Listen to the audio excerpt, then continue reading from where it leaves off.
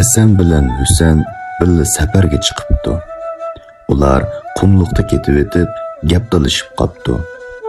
Hasanning mijozi sal ittik bo'lib, ochiqida Husanning qochtig'iga bir dastak sapdi. Husan gap qilmasdan qumluqning ustiga "Bugun do'stim meni bir dastak saldi" deb yozibdi. Shuning bilan ular yana safarni davom qildi. Minib ular bir daryoning bo'yiga kelib qopdi. Ular daryo bo'yida menayotganda Husan ehtiyotsizlikdan teyilib ketibdi va daryoga tushib ketibdi. Buni ko'rgan Hasan nihoyat chabdaslik bilan Husanni tortib daryoning qirg'iqiga chiqarib olibdi. Shuning bilan Husan yendagi pichiqini chiqarib bir yo'g'on toshni tepibdi va toshning ustiga "Bugun do'stim mening jinimni qutqizib oldi" deb qo'yibdi.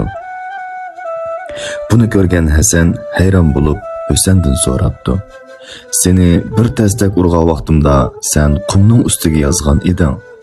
Seni qutqizib olgan vaqtimda nima uchun toshning ustiga yozasan?"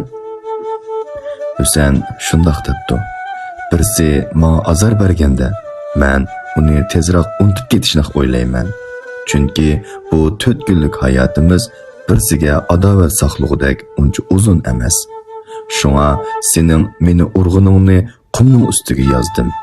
Birla shamol chiqsa o'chib ketadi. Biroq odam minnatdor bo'lishni bilishi kerak. Boshqalarning uningga qilgan yaxshiliklarini unutib qolmasligi kerak.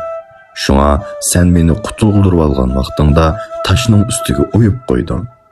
Har qancha bo'ron chopqin chiqsa-mu, yillar o'tsa-mu, u hargiz o'chib ketmaydi.